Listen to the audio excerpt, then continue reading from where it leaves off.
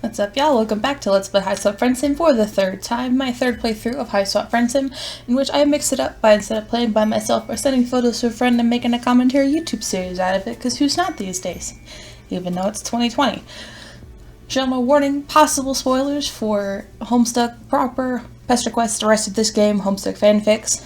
Not as big for Homestuck 2 or the epilogues. I haven't read them, but sometimes I say shit and it turns out I'm right. I can't promise character voices because I'm not a voice actor. I'm just just someone who got back into Homestuck during the quarantine. So I believe today is the guy after Tagora. I don't know how to pronounce his name. Let's find out. Fresh from your most recent bout of gratuitous bodily injury and touching scenes of camaraderie, you soldier on.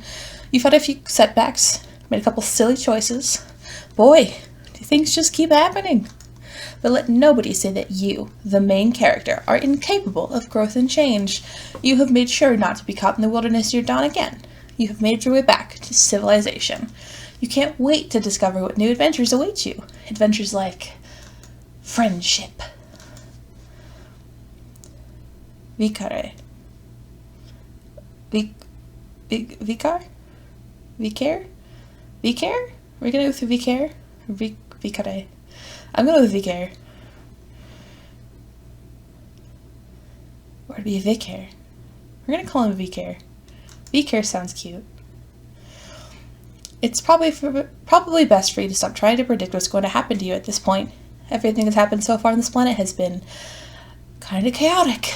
In fact, you're ready for something more familiar. The menu screen. You head back to the site of your abandoned spaceship. Sure, it's smashed beyond repair, but it's a little slice of home.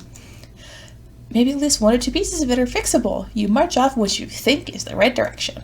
But when you get there, you're not alone. A little guy in a hat and big goggles is standing there, gazing at your spaceship. Maybe assessing it? As you watch, he breaks off a couple gears and stuffs them in his pocket. Hey! He cleared your throat loudly. Wow, I forgot he talks like that. I was gonna say I'll do a Jake English impression, but it'd be like Jake English from all of the, like the early, 2010s, comics? And I haven't listened to those dubs in a while. So we'll see what happens. Good galloping gravy! Why, I've never seen the likes of you before. What strange wonders the heavens have rained down upon us today! You quickly lose any indignation you were building up. He's smiling at you, and his words seem at least somewhat amicable. Maybe you got this all wrong. Maybe this is the next person you're gonna get chummy with. You cut right to the chase. No point in beating around the ground leaf covering. That's probably what they call it on this planet. You let this guy know you're the proprietor of the spaceship he's stripping, and you're in mighty need of a new friend. I don't remember anything about him other than he wants to fly planes. And I feel so bad. We'll see what happens. A friend, eh? A bosom companion, a pal about town? I've seen nary a Tom and Dickus or Harry around this part who might fit the bill. Cursed. You were kind of trying to imply that this guy could be your friend? Is it too late to say that now? Try to imply it with your eyebrows? As for me, day-to-day matters here in Alternia interest me not, for I care only about hurtling at great speeds through the boundless expanse of the cosmos. That's right, space. It is spaceflight that consumes my every waking thought and all my ardor. As in accordance with my duty as a future Alternian crusader, of course. No oxygen, no wind, a total vacuum, that is the life for me, all right. Flying in space, above the atmosphere, not within the realm of gravity's purview. Wouldn't have it any other way. Right. You get the feeling you're missing something? This guy seems really defensive about his interest in spaceflight.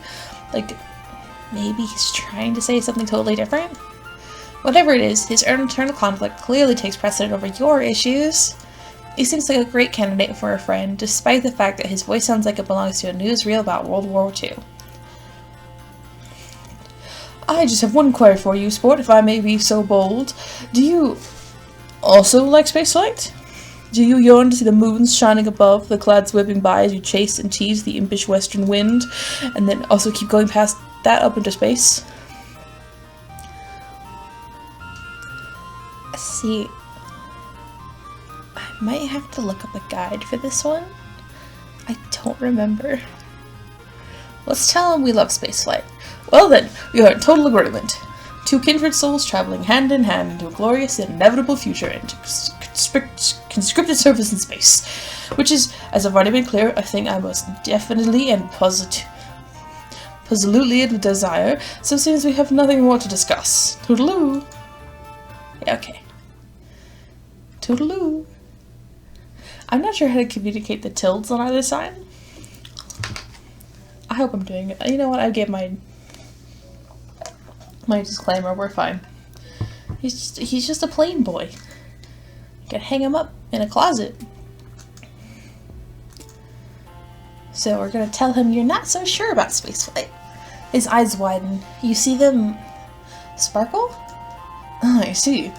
You're an individual with a more sophisticated palate. A real connoisseur of the buoyant arts you are. Someone like you can never be satisfied with the anemic affair of traveling through the inky blackness of the galaxies. I believe a jaunt to my hive is in order. Let's get a wheel on. There was a lot going on there, but you understand that he wants you to follow him. Whoosh. The friendly guide takes you to a building where all of the rooms seem to be balanced on splendidly looking stilts. The hive soars above you up into the sky. He gestures to a little platform attached to a pulley system, like a rudimentary elevator. It brings you up into a small, dark room. On any other planet, that would be terrifying. Also, he seems to have escaped the mandatory Alternian torture basement by putting his hive in the sky. I love... Let's take a moment. Let's admire the decor here. Because what I really like, one of the things I really like about the Alternian aesthetic is the organic technology.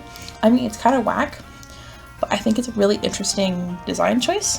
I love that the spaceship up here looks like a manta ray. I want to be on that manta ray spaceship. I might steal it for a fic I'm working on.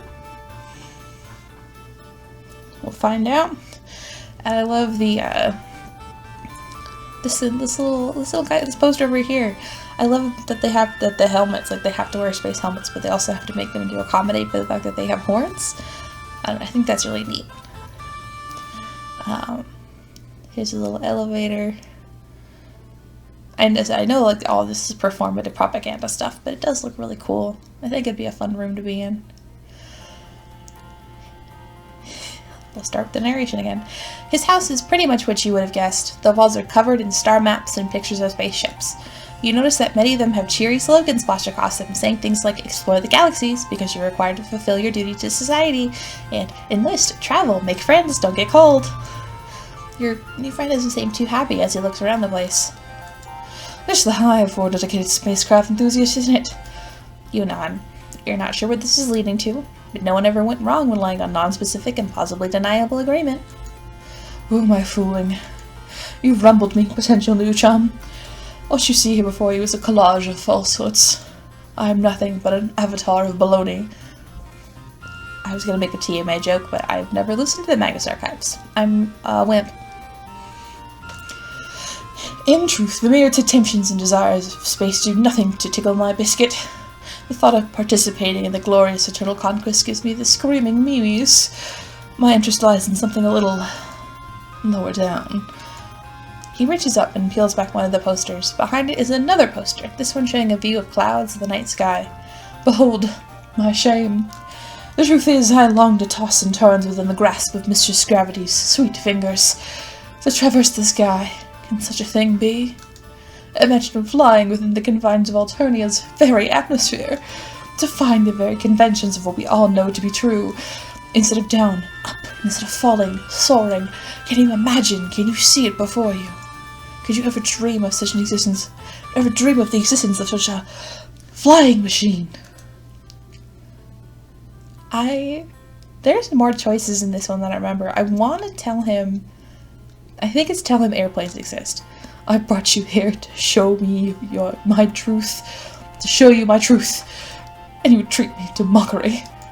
An airplane, a plane that floats in the air. Flying machines are serious business. I think you should leave. Oh no. Yeah, that's just that's how talking to me is sometimes. You say shit and I'm just like, This conversation's over now. You have to leave. I don't think I was... Okay. Tell him you've never heard of such a thing. Ah, but the future is ours to build, my strange-hued and unhorned comrade. What do you think? Does it excite you? Do my ideals rattle your buttons? I just adjusted my glasses. I need these to see they aren't cool goggles. You can't help but notice that he's referred to you as a chum and a comrade, but friend hasn't made an appearance yet. Do synonyms count? Or is it just a tick of his speaking style? You look as earnest as you can and nod vigorously. You're almost positive this is the thing he really wants you to express interest in. Aha! The truth will out! You and I share this furtive passion for the indulgence of the air. A dialect between a troll, a flying machine, and the stars. But further away from the stars than we would be in a spaceship. I cannot stress enough how different of a thing that this is. You can't decide between nodding and shaking your head here, so you furrow your brow and do your best to look thoughtful. Maybe you aren't contemplating the differences. This fellow's demeanor toward you is definitely shading to the more temperate climate zones. Climate. An unfortunate reality. However, certain physical needs are starting to assert themselves. You're still pretty banged up for your previous adventures, but right now the aching of your stomach is screaming for attention. You humbly ask your friend-to-be if there might be any chance of getting a bite to eat. But of course! Why, if I'd known you had a rumbling in the old digestion bladder, I would have shut my yapper tooth sweet. Those are our words. Time for a good old nosh and yummaroony, what ho! Now how shall we obtain the victuals? We can venture into the great unknown, which is to say, out of my hive, or we can stay here, beholden to whatever twists and turns Lady Fate has in store for us in the nutrition block. What say you, new timer? I think if we go outside, that's the good ending where he falls off a fucking cliff and that works somehow, so we're gonna stay in the hive. Tell him any food he has in the house will be fine. Surely staying here will get you fed more quickly. No problem at all, my fine and fervent fellow. However, I believe two kindred souls such as ourselves have more ways of communicating here than mere words alone. I think of grasping the meaning behind your request. The signal from your transmitter is pinging my cranial orbs receiver. Bad. I can see what you're truly after is food for the soul. You definitely meant food for the body. You look for an opening where you might get to correct your new buddy, but he seems to be working himself up to say a lot more things. The delectable nutrition of what a troll's truest being craves, a sustenance of thought, of imagination, of desire, that which nourishes the self better than the finest grub noodles. Art, passion, science. You must have a hankering to see my flying machine design sketches. Despite your troubles, you can't help but think his enthusiasm is kind of sweet. You nod weakly. You make one last attempt, indicating that food might strengthen you to fully appreciate his work. No need to worry. I am fully confident in your ability to take in my glorious blueprints. You have shown yourself to be quite the sturdy noggin and discerning Ganderbolt. I would welcome your input. One blooms in your stomach. It feels nice to hear him compliment you. You're not sure what you've actually done to earn his praise, but you definitely don't want to ruin this now. Maybe seeing his designs will be fun, even on an empty stomach. Maybe it really will nourish you on a level that will help you forget about the prosaic early nourishment you thought you wanted. Tell him you're in. Did we eat at Skyla's house? We had pancakes and some coffee. I guess that was... Actually, no, the timeline does line up because it's nighttime now, and that was at the beginning. It was like at dawn. How long even are there in taking night systems? That's what I'm wondering. Now, how long is an Alternian day? Hussy, I demand answers. Not so fast. That which I am planning to reveal to you is what I keep closest to my torso pillar. It's not that I don't trust you, you my footloose and horn-free cohort, but I think I would like to trust you a little more before vivisecting myself, and displaying my bleeding organs before your penetrating gaze, which is a metaphor for exposing my portfolio, also for info dumping. Might it trouble you to participate in a small trust trial? No problem, you tell him. Your buddy insists that you make yourself comfortable when he gets a few supplies. After a few minutes, he returns with a fistful of fabrics in different colors. Here's what's been bouncing around the old brain box of mine, buddy-o. I'm going to tie this blindfold around your face, then I'm going to give you some instructions, and you're going to try to locate the case where I keep my treasured sketches. If you can find it, it's gotta mean we trust each other deeply. Like two wings working in unison to achieve liftoff. If that's how things work. Still figuring out the principles of the matter. What a romp! Are you up for it? It's too late to turn back now.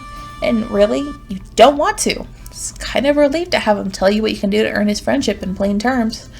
Well, as plain terms as this guy's terms ever get. Give him a thumbs up. Now we're on the trolley. He quickly ties the fabric around your face. The time is upon us. Time for the inaugural flight of our deepening bond. Time to nudge our fledgling companionship out of the nest and see what happens. Your new friend starts to direct you around the room. To the left? No, my left. Sorry. Okay, I meant your left. And now onwards to the glorious future that lies before us. You smile weakly, doing your best to follow his instructions. He sounds happy, so you must be getting somewhere. Almost to the doorway. 3 steps forward if you would be so... Wait! Crash. You stagger backwards from the impact. You hear yourself wheeze. The shock has totally knocked your lungs out of commission. Your chest jerks in tiny contractions as you gasp for air. Oh, beans. Dang darn it. There's no pain. Just an intense pressure focused on the center of your face. Right where you ran into something face first. You pull the blindfold and you hear footsteps, which probably means your new friend is rushing over to help. He gets the blindfold untied and his face swims into your vision. He looks utterly gobsmacked, which is a good word. Well, I'll be a Hornby scrub food. Everything copectic, new pal? Put your hand at your face and touch something wet. Sure enough, you pull your fingers away, covered in blood. Your nose isn't gushing or anything, just letting out a couple rivulets to let you know it's having a bad day. It's not so bad. You tell your acquaintance this, but he doesn't look any less horrified. Shivering stratocumuli! All this time I've been testing you, to see if I can place the tender gift of trust in your declawed little hands, and here you've bestowed upon me the greatest trust of all, knowledge of your non-standard hematological attributes. I am truly honored, flabbergasted, absolutely pushed to the brink of rationality by such a display of faith. Never mind the trust trial. You deserve to see my sketches. Just wait here. Be back in 2 shakes of a baby Barbie's hindquarters. Bad. You sit down on the floor again, wiping the blood off your face. You're not going to question the stroke of luck you've been shown. Why, if you knew bleeding was the key to his infections all along, you could have encouraged some blood from the sites of your multiple injuries. But no matter. You sniff the last of the blood back up into your nostrils, tasting metal at the back of your throat. And your almost friend returns. He drops a big stack of papers onto your lap. You page through the designs. The first few are rudimentary, mostly variations on spaceships with little notes like how to make it not reach escape velocity and less jet fuel. Shape could be less aerodynamic. Excuse me. But as you keep going, the designs get pretty interesting. One seems to rely on some big rotating sails to achieve lift. Another shows a light frame body attached to 4 jointed wings. You briefly wonder what he plans to make the wings out of before you see the note stating that these are dragon wings. A follow-up note scribble states, a flapping mechanism? How to soften rigor mortis. But hang on, take a closer look at the machine's frame. This guy's sketch is pretty detailed. Because on Eternia, we can't have nice things. Not even planes. The frame doesn't seem to be made of wood or aluminum as you expected, but smaller, unusual shapes lashed together with some kind of cord. Maybe it's just a macabre aesthetic? You think it looks like bones? You look back at the other designs. Now that you look at it, the sails in this one have a texture that might be leather or similar. The sketches themselves are picked out in a variety of colors, not dissimilar from some of the brand new blood colors you've discovered recently. Oh boy, you've been down this creepy alien road before. In your lightest, most jocular tone, you question the bone shapes. You soften your words with a big, not freaked out smile. What's that? Well, I'm not a construction professional, you know, gotta make use of what's available. Only cold lowlands and grubs, of course, not an ounce of insurrectional spirit in this fellow over here. Fear not, unhorned one. Those wacky cultural differences? You just misunderstood. You take refuge in your old standby of nodding and smiling. It's none of your business what body parts this fella uses or doesn't use to make his Wright brothers transformative handworks. Friends aren't for judging people's use of corpses as construction materials anyways. You know, when you crash landed on my planet, I had no idea what to think. Vic, hey, old boy, you've really shot the balls down. That's what I told myself. Telling an alien about your flying dreams? It's rebel the kitty, and no doubt about it. She said kitty. But now that we're here and you're having a looky-loo at my sketches, I'm thinking it might have been right for us to meet all along. Perhaps the work of capricious Madame Destiny? Surely, he's about to say that you are friends. You can almost taste the sweet friendship-affirming syllables coming from his mouth. We're just seconds away from that coveted F word. Or, are you? Maybe you misconstrued everything? You look back down at the sketches? Bones in this one. Bones in that one. He says that these plans call for bones of aliens like him, at least if you understood him correctly. But they don't really look that different from, well, the bones you're more familiar with. Your own bones. Your bones, which have already gone through a lot today, and maybe seem to be in kind of a harvestable condition, if one was so inclined. You clear your throat. You say, he's not on the market for these materials, like, right now? Is he, like, right now? The friend guy doesn't understand your question. You're not going to push it, but you do risk a quick glance at yourself, then back at him, then back at yourself, just to see if he's checking out the stuff, so to speak. When you look back at him, he looks aghast. Oops.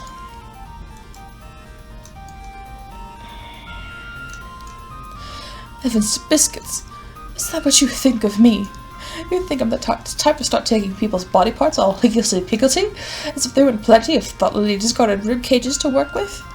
That's the type of gent you're looking for in these parts. I'm afraid I'm not the type of aggressive heartthrob you're after.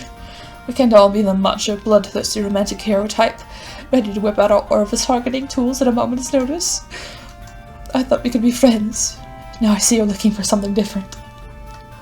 My apologies. I think it's best if you go elsewhere. You want to correct the misunderstanding?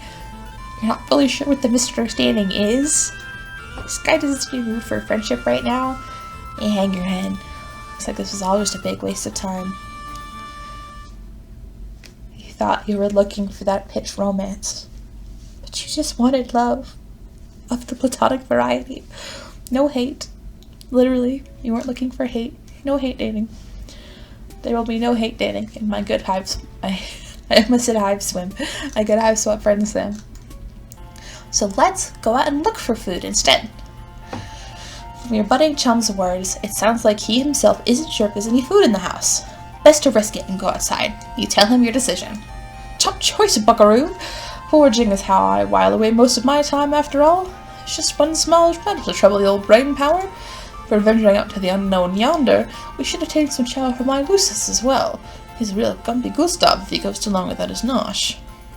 You dry yourself up proudly. It's taken a lot of bizarre run-ins and harrowing cliches, but you know all about Lucius's. You inquire about Gustav, was it? What a god you are! No, my Lucius. I call him the Canary. He whips out a photo. It shows a smaller version of himself, his horns nothing but stubs, a far too big pair of aviator goggles slipping off his nose. Oh, baby. Standing behind him is a large white fowl, big scraggly wings folded against his body. You want to say an emu? Whatever it is, it's definitely not a canary. Its beak touches the top of your pal's head with something that might count as affection. He's not a persnickety sort. All kinds of bugs and leaves will take his fancy. Shall we away? Shall we greet the horizon that rushes forward to meet us with astounding grace? Shall we give ourselves over to the current of time's great river? Sure, you tell him. You can leave the house. It's getting a lot easier to pay attention only to the words this guy says that actually make sense.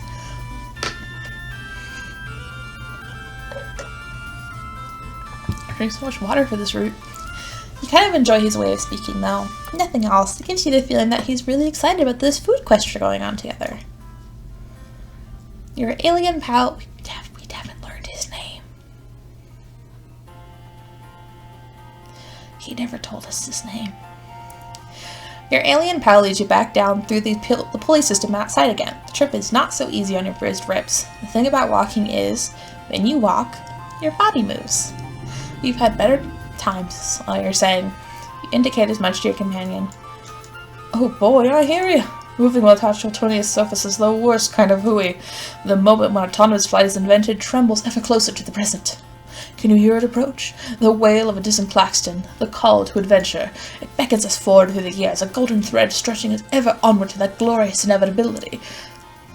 It's not what you meant, but his excitement cheers you up a little. Maybe you will feel better in the future when someone invites flight on this planet. Certainly by that time you'll either... Sorry, this sentence confused me for a second. Certainly by that time you'll either be further along in your healing or dead. Either way, thinking about that future brings a little rosy glow to your heart. Ask your buddy where you're going next. The world's our bivalvular secret. We'll go wherever the wind calls our names. Great. What if a short-term answer you're inquiring after? It's a specific plant the canary likes to eat. It's got white petals and leaves as red as most trolls' most lurid desires. Could you give a holler if you're both full on something of that persuasion? You agree to keep an eye out. You continue trudging along beside him, wincing whenever your steps jolt your injuries. Maybe a little conversation will help distract you. You ask your new friend what got him so interested in flying in the first place. What could be better? Up there, free of worldly concerns, the wind in your face and horizon at your back, seeing the continent spread out below you, vitally feeling that your personal aesthetic is appropriate for the given circumstances. Yeah. Trolls really do get assigned aesthetic at blood.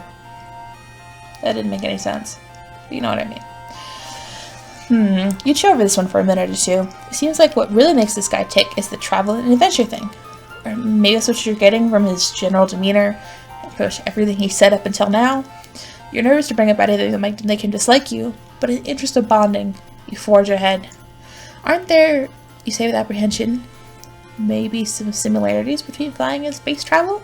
Like maybe being in a spaceship could satisfy some of these urges? What? There may be some superficial similarities to trick the common troll, but in essence, the blood pusher and soul of each, as different as night and day. A mountain is a ditch, a star and a mud puddle. Don't get a fellow wrong, space travel is fine.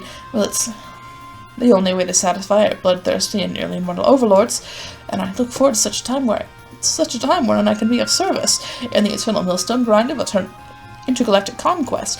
But it's missing the punch, the pizzazz, the kaboom, the trunk-beast hunk of it all. Just as you'd feared, you've stepped in it now. You're struggling for a response when out of the corner of your eye you spot a cluster of white flowers. Relieved, you point them at your companion, who races over to gather. But when he holds one up, you see that it has blue leaves, not red. Your shoulders droop. Seems like all you're doing is disappointing your buddy, who has been so nice to you. At least that's what you think you've read between the lines of his confusing speaking style. And speaking style is just hard to talk to. With tildes on the ends. Fear not, my smooth-headed compatriot. These are not the loosest rations we sought, but this plant is people chow. What I mean to say is, we can eat it. Since we are people, it's food for people, not food made of people. To be clear, an important distinction on Alternia. I would not be surprised. We talked about cannibalism on Alternia a little bit before. I would not be that surprised if it was like an underground market for sea dwellers, or just most of the sea dwellers. I don't know about purples. Gross. He comes back with a fistful of the flowers and hands you one of the blue leaves. You're not at all sure that food that's safe for your buddy will be safe for you as well, but at this point you don't have much to lose. Besides, with the way your stomach is groaning, it may as well be a perfectly seared steak. You can put it in your mouth. Chewing on the leaf, you feel even more affectionate toward this guy than before. You were worried this trip was turning into an excuse for him to run some kind of household errand, but he really did find you something to eat. You were desperate to find some way to show him you understand his interests. You want to connect him at a deep soul level. Anything to get him to look at you with that treasured glow of friendship in his eyes. Whenever he mentions space travel, he talks about how it's something that he has to do. Some kind of necessary obligation. You don't have to say that. So maybe there's a reason he's fixated on activity that's kind of similar, but just a little different. Maybe he doesn't want to do the required thing, the space conquests, but he doesn't have it in him to rebel entirely all the way. Maybe airplane flight, or whatever similar thing he's envisioning, is a compromise between what he has to do and what he wants to do. A balance, like all must find, in order to live as an individual in a society that shapes one's desires from birth. You cautiously open your mouth, heart pounding. You venture to ask your pal if he maybe would rather not satisfy the demands of the bloodthirsty overlords? If maybe a part of him wants to get into his flying machine and, well, leave? For real? He seems taken aback. Maybe you should never have said it. What a huge mistake. You probably pushed his friendship out of your reach for good now. Panicking, you point to the side, yelling that you see a big field of white flowers in that direction. Your potential friend leaps to action, seemingly also glad to be given a reason not to answer this question. He races forward in the direction you indicated. In a matter of seconds, there's a yelp, and your new acquaintance vanishes. Instantly, you realize your error. You didn't look where you were pointing. Let's watch the animation one more time. Phew!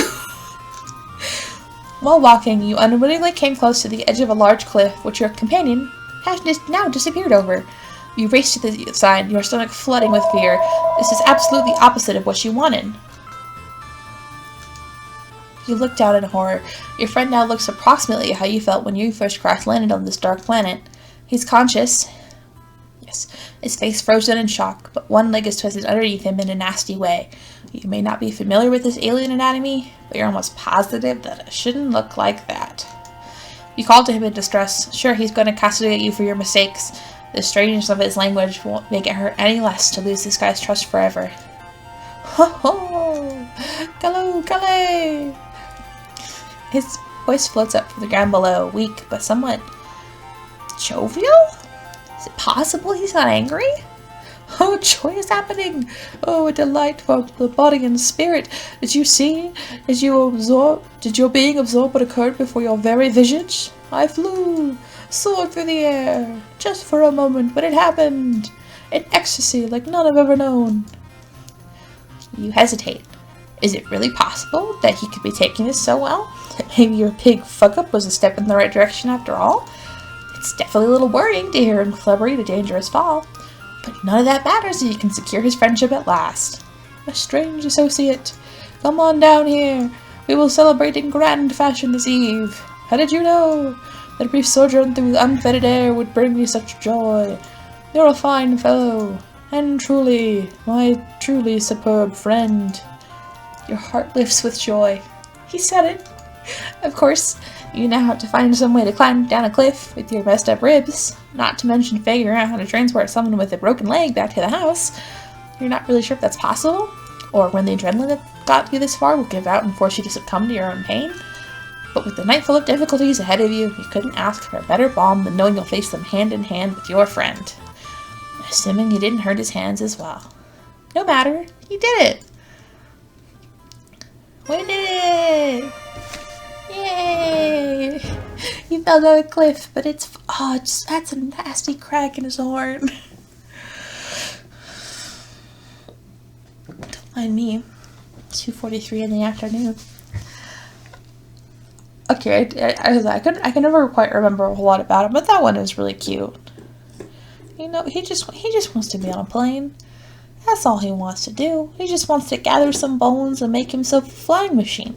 Because in Alternia, apparently they invented spaceships before planes. Or they invented spaceships, and then said, wait, fuck planes? Or, I guess we don't really know that much about East Alternia, besides the fact that it's the place where anime comes from. So, I don't know, maybe they only ever take boats. They made boats, and then they skipped right over to spaceships. Who knows? But yeah, that was Vicares. I guess I've done it. Vicares Root. He's a plain boy. He's adorable. He's got a nice jacket. That was a fun time.